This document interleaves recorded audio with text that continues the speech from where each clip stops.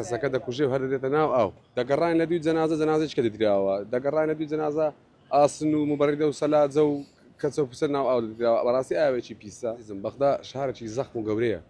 دیزلەش ئاوێکی گەورەیە کەسێک جار وایە سەعاتێکی شەو کێشێکی دەبێت بە کەسەکە دەکوژێ و هەر دێتە ناو ئاو ئەوە ئەو ئاوەش لەوانەیە لە هەولێر بووە لە سلێمانی ناو سلێمانی بووە وا ڕووی بدا بووە بەڵام ئەوە شارێکی گەورەیە و بەلامەوە زۆر ئاساییە خەڵک هەدرایتە ناو ئەو لە باتیەوەی کە بیکاتە